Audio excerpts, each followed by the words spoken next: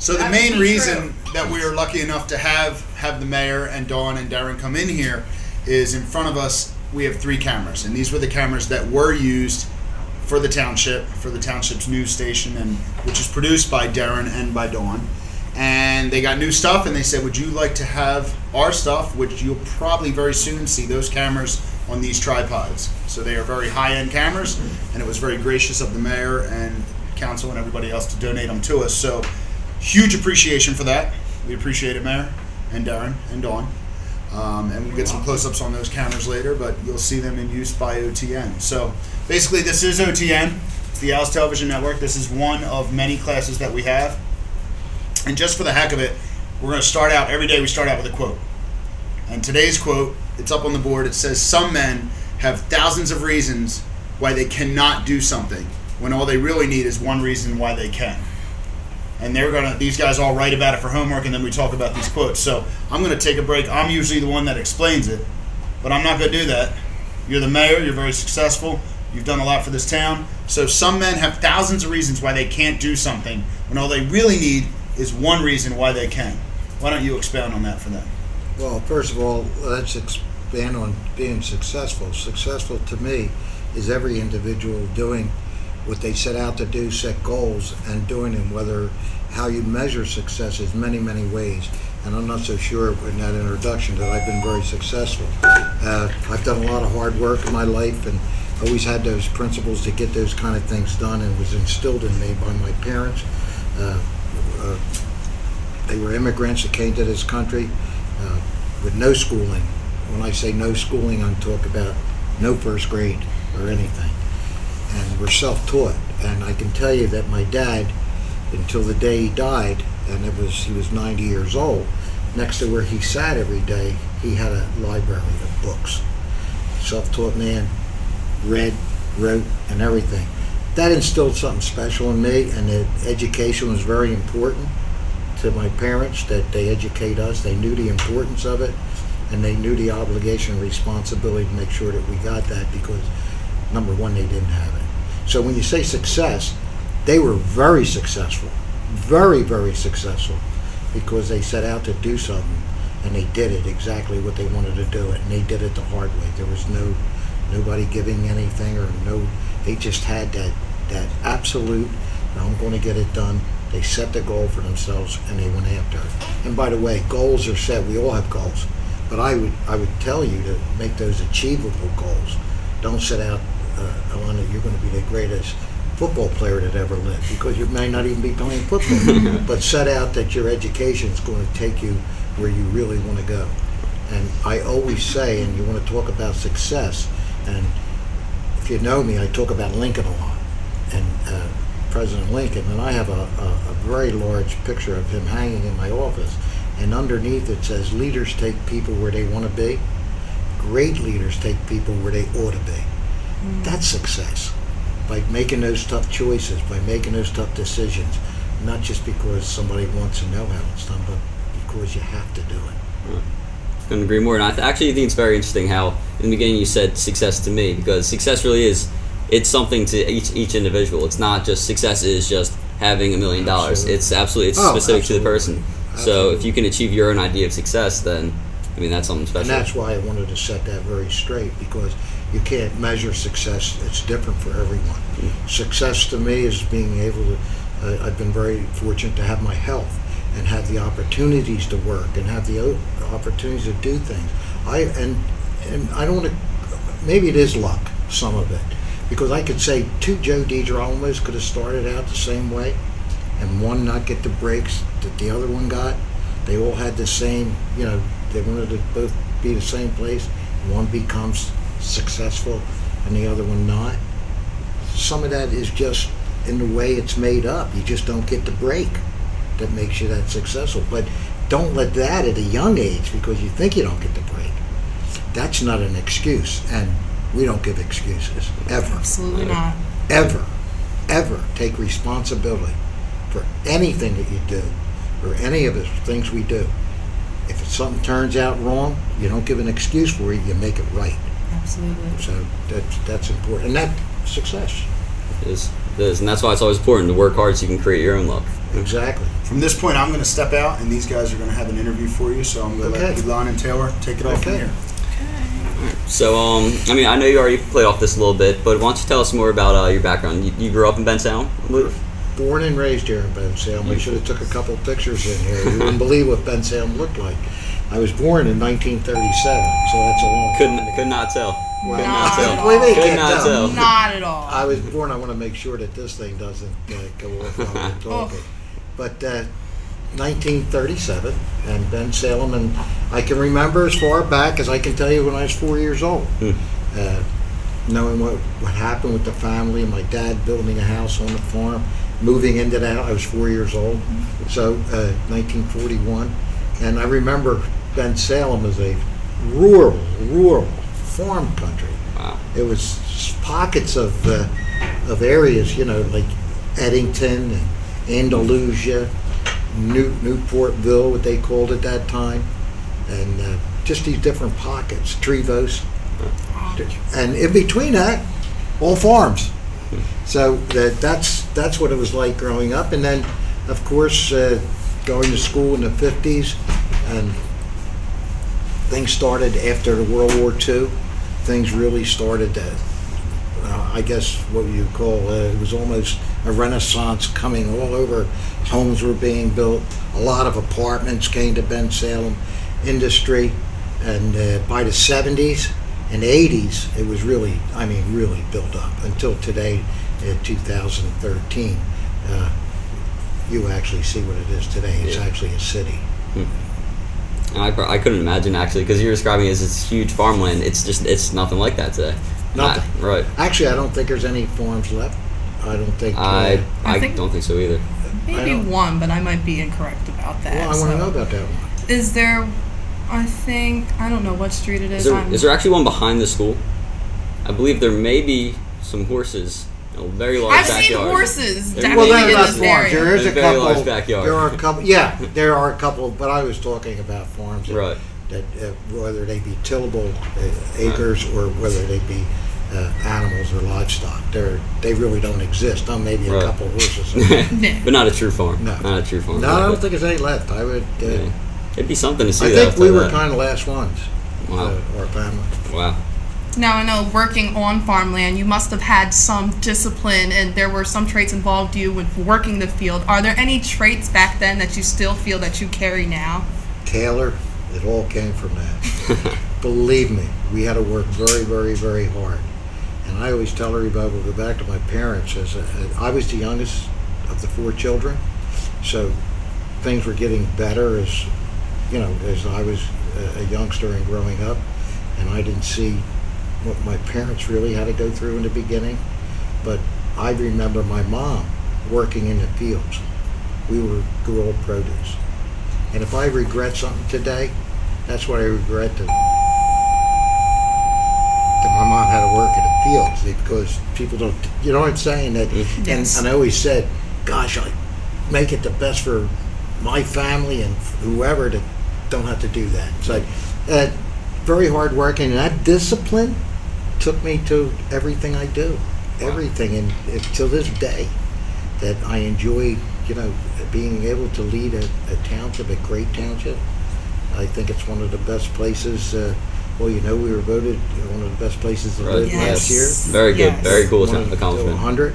In 2005, we were voted Colin Powell's to raise children, one of the best 100 places. Year 2000, you guys should know this is your history. The year 2000, the Courier called us Model for America. That's incredible. It is incredible. That is But incredible. you know how that happened? It's all about this. It's about a team. It's all about this. And guess what? You're the future. You've got it. You got to take it. It's true. And that discipline that you talked about, don't lose it in any part of what you do. Any part. Look at what today, one of our biggest problems with drugs and everything, and how we try to prevent that. And that's a discipline. You have to be able to say no. You just have to absolutely just get away from it. And it's difficult because it's so rampant, and but that's success. That's success. That discipline that you're going to have to get that done. we keep going back to the things, discipline, success, then that's where it comes from. Wow. And goals. You got to set your goals, achievable goals. Don't set them so high that you think, is it great to be president of the United States? Of course it is. You can set that goal way out there, but what's the chances of becoming president of the United States? Is it possible? Sure, it's possible. But is that really a goal achievable that every one of you in this room is going to be president? No, you're not. But that's not the whole world, president of the United States. Yeah. You can, teachers, police, fire, whatever you're involved in any of these disciplines. A mom, dads, raising children to be where you guys are today, to get that, what I'm saying? That's you're our future. You're our town. You're Bensalem. Right now, in high school, you're Bensalem. All our youngsters. This is true. This is very true. So, how long have you been mayor exactly? I'm in my 20th year. 20th year. Yeah. What year is I it? say the same thing too. Wow. What year is it? The first year elected? I came in 1997. 97. I was Wow. just born. No, Yeah. I made a mistake. I can't even add right. 93, I ran 94 January. I wasn't even born yet. You weren't born Was yet? not Probably born yet. wasn't even thought of. 96. That is incredible. Wow. So, what do you think? What do you think really drove you to become mayor? Well, I was in business all my life since a little boy, and then took over the family business when I was 26 years old. And the children, my brother's children, took over the business. I retired when I was 51, and was going to help out, there. And I was doing community work, all volunteer work, for 4 years, and kind of got drafted out of that. Was doing all this community work. I ran the tricentennial, our 300th birthday. We had a big celebration here, Bensalem. 92 was our 300th birthday, and that's how I got involved. And I love people. If I always say my goals, which I still said, if I can help someone, that's my hole in one. I don't golf. That's my bases loaded home run. I don't play baseball. I don't play baseball. That's my touchdown that I Right, just no. threw, and I don't play football. football. And I can't get the 3 shots, Right. from the 3-pointer, and we can go on and on. And I Yeah. can't skate either, so I think I covered everything. Right. Oh, wow. Yeah. So, one of the reasons you're here, obviously, is because you've donated these incredible cameras, and we really appreciate that too. Very grateful. Yes. What other organizations have you been able to help? Quite a few. If you look at the playground that we have on Humeville Road, Imagination Land, Right. the playground, that was done through the Kiwanis Club in really? the Township. We're working right now at Vale School to fix the playgrounds there. And we're working with, it's not the Township itself, but myself and other people are working to put a new playground there. We try to help wherever we can, and I'm sure there's a million things I'm not thinking of right now, but that's on a daily basis. We try to do that, and I love working with youngsters. I love talking to youngsters, whether they're 1 year old or 17, 18 years old. I think it's just fun to be able to know that I'm looking at someone that's got a future. Right. Now, other than becoming mayor, what would you say is your proudest achievement in life so far? Because I know there's probably a lot more for you. Well, I would say my family was the most important thing. It's just so much in life that took me where I'm at, and what I mean by that is that I've just had so many good things happen, and I can't. I would have to put that on my family. Was the most important thing. So, if you let's paint this picture for you, not mayor right now, what else would you see yourself doing? Something that you have a huge passion about. Well, I would be doing something. I wouldn't be sitting home watching TV. I can tell you that. Would you consider going back into the farming industry if you weren't mayor? Well, let me kind of go into there. I still have a greenhouse. I grow all my own flowers. Wow. For myself, not to sell. I grow my own flowers, so I would continue to do that. Maybe on a little bit, have more time to do it because my time is constrained with what I do at the township. But I get up every day at 4 a.m. and by 5 o'clock I'm outside. Wow. No matter what, 4:45, and try to get into work by 7:30, 8 o'clock. And when I come home, work there, and I love cars. Antique cars and muscle cars and of course, kind of crazy stuff like that. So I would continue to do those things. If I was retired, I would probably have to do something more now. Keep yourself busy. Yeah, we have to. You're blessed with your health. You're blessed with everything. Absolutely. So it gives you the opportunity to do things. Wow, yeah. And so far, so good. And you say you wake up at 4 a.m. every morning. I could not imagine doing that every single day. It's crazy. I've never used an alarm clock. Never. Never. Just the only stuff. because I don't want to. A few times like that, I get on an airplane at 4 or 5 in the morning and make sure you don't, for some reason, oversleep. I would set an alarm, but I would be up anyway. Wow. It's mental. Couldn't imagine. But it's not because I'm tired. I wake up. I'm ready to go. Ready to go. Yeah. Wish I felt like that. So could you tell us about maybe one experience where you had a major setback and you were able to just power through it? I can tell you something that comes to mind. I talk about it a lot. Not so much with youngsters, but I talk about it. We were farmers, and we farmed a lot of land, and it was all produce. And I remember one year, it was about beginning of June. Some crops were beginning to be able to harvest, and we got one of the worst storms. It was the worst. Never had one since like that. Demolished everything. After all that money and all that work and all the people you have working for you, we were wiped out. And I had a doctor friend, Dr. Catolico, and somebody called him and said, because I was really upset. I didn't know where to turn. Where am I going to get the money to start over? Not just me, us, where my family. Where are we going to get the money to start over? So he came over and saw me, and he said, "Come on, let's take a ride." I said, "Where are we going?" He said, "Yeah, come on." So we go down the city, and we go down to Penn's Landing, and we're walking around, and he's explaining this to me, and they had the ship there, and I can't think of the name of the ship right now that's still down there, the old battleship. Can't think of the name. We go on there, and we're looking at these tiny little bunks where these guys had to stay on there, to serve in the service. And we're looking at them saying, how did they ever do this? So we're doing all that, and we spent a lot of time doing history stuff, walking around down the city, and my mind went off it for a while, and we were talking about all these things. And we came back, and he said to me, you had a rough day, but he said, there was a lot of rough things that other people did, right? And the storm was so bad that the land that we just planted was just flat. This carpet is here. All the seeds were gone, everything was gone.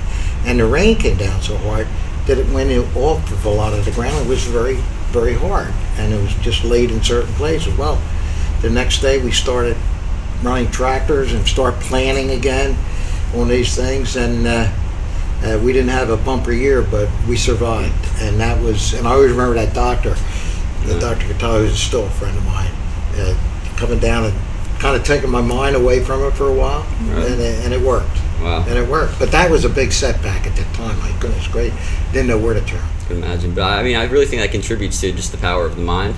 Yes. Something we learn about here too. So if you're really going to experience a major setback absolutely. like that, and you're able to just mentally, Absolutely. that you'll be okay eventually, Yeah. and then something like that happens. And that taught me a lot. Right. For the future. I attribute that to him, a lot of that psychology, I guess it was, to be able to get me to get off it for a minute, think straight, and it worked. It's incredible. Actually, stuff. that evening, we even went down and got on that the boat that goes out on the river. I forget all the names of that. But so many years ago, and they went out, they had music on it, and you can eat on this boat. We actually went downtown that night, back there, because he said, "Come on, we'll take this ship tonight," And the next day, well, that was a great story for me. It taught me about that. Discipline.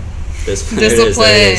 Now, in a situation like that, I would have to imagine that you would have to try to stay extremely extremely positive, excuse me. Now, what other tips do you have for us students to stay positive, especially going through things like picking out what colleges to go to, if we should do homework or not, and maybe even making new friends? I didn't think I heard what you just said. Do homework or not? Yes. That's a decision? It happens all the time. Wow. Would never happen at my house. Well, anyway, I'm kind of lost track of your question, but you're saying positive things? Yes. That you would say that these things don't happen? Yes. Attitude. Start with that. Have the attitude. I read in the other room there were about excuses. You don't give excuses, you find a way. Okay? I see that as something, that's an excuse if you don't do your homework. Come on. That's an excuse. What would a student satisfy themselves with by not doing their homework? Right. I mean, that's just a bad attitude, because it leads to nothing but a problem. And it's for your own benefit. Well, of course it is, but I said it leads to bigger problems that you're going to have trouble with the rest of the year. You talk about making choices where you're going to college and where you're going to university you're going to attend. And all that. Well, I'm starting right with that homework. To tell you the truth, you better get that done to start. But and then when you come to that and your grades are good and now you're going to make a decision on where you're going to go. That's something that you're going to have to figure out for yourself, because you have to know where you want to do, where you really want to take your future, whether it be in medicine, whether sports. I mean, there's a lot of things that you have to take in consideration. Hopefully, you make the right choice on that. So as mayor, I'm sure you partake in plenty of events around the community. What would you say your favorite one is? Well, my goodness, that's an easy one. We have Darren here, and we have Dawn Davis here, and come on, what do we do? What's our biggest day of the year? Fall Festival. The Fall Festival. It's my favorite day of the year. There you go. And I started that many, many years ago. Does anybody know where that started? Do not. No. Do you know it was here for a while at the high school? Was Really? it? In the front lawn. Wow. In the front. But before that, the very first one, and this come out of the tricentennial that I talked about. This, Right. and we were running to raise money to be able to sell, because we didn't use taxpayers' money. Mm-hmm. We had a committee that I chaired, I told you, and we had to raise money. The very first one was at Snyder School Snyder. Wow. on Unionville Road. And we were there for 2 years. Wow. And the very first one had a face painter. We had a fire engine. We had a string band. A couple other little things there, and that's where it was born. And that's my favorite thing. And it really I expanded. give you a long answer to my favorite thing. But that's a good thing. That shows why you love Bensalem. Oh Yes, my gosh. it really does. I bleed Bensalem, guys. Oh wow. So just be honest. You must have some sort of crazy secret. I mean, you look like you're 35, and I'll tell you what. I would like to know personally. What are your secrets to just? Well, I'm actually just think? 55, so I don't know. It's any. I think working hard and never did drugs. All these things contribute. I never smoked. Never smoked a cigarette. Wow. I don't know if that you attribute it to that. Let's go back to luck. I don't think it's luck, because I you don't know. truly do look fabulous. Well, we work hard. I mean, Yeah. no faceless. I think it attributes to your mindset too. I mean, you seem to be a very positive person. Oh, attitude, and I mindset. think that all relates somehow. Yeah, but I do have that. But remember something. When you go through all these things, the attitude, there's frustrations, right? Not doing your homework, Yes. right? You got to think about that twice. You guys, maybe you're tired. Whatever the reason is, there's no, go back to no excuses. Wow. It's just luck. And luck. A little bit of luck. Look, all luck. Of course. So, I think that almost wraps it up, but why don't you tell us just why you love Bensalem so much? When you say you bleed Bensalem, but what truly just makes you love Bensalem? Let me start out with being with you guys today. Well, thank you very much. Start out with that. We're glad to have you here. And the rest of it is that born, raised, worked, and opportunities. And I think we got the greatest community of any around. And I think we proved it, this team that we have, that Bensalem has got so many awards. Actually, Darren and Dawn at our studio have gotten Telly Awards. I mean, how's that happen? Yeah. dedication, hard work, goals. So I just bleed it, guys. Every day I'm thankful that my parents came here Right. because I was born here. My two sisters and my brother were not born here. They were actually born outside of Bensalem in Philadelphia. There was farmland in those days, and Yeah. the Northeast was all. But they were born there. I was the only one that the family was actually born right here in Bensalem. So, and was fortunate they came here. Were able to buy a farm here on the Delaware, Dunks Ferry Road. Okay. The house is still there that my dad built. And the state park, you know where the state park is? Right there. So it was all Bensalem. Everything I did was Bensalem. Wow. From day one. Day one. From day one. Day. Truly Bensalem Yes. born And and 55 years later, And I'm still 55 years later, yeah. And I feel like I agree with you. It really has to do with us here at the community and you guys too. I mean, even myself growing up, I've seen Bensalem change a lot. I do remember a few farms, but now like we were trying to say, we can't really think of any. Yeah. And we're always modernizing and improving, and I think that's great. It is. We're very lucky. We're very lucky to be here in Bensalem. You guys are lucky at this school system. And both, are you seniors, both of you? I'm a senior. Junior. You're a junior. Oh, you got Yes. another year to go. Yes, I do. And you're in a great place. Take advantage of what's given to you through your teachers and the administration, school board. Take advantage of the things that they're providing. Do your homework. Do your homework. Got it. Well, thank you very much. It's been a pleasure. We appreciate you coming out here. And yes, thank you. Good to be with you.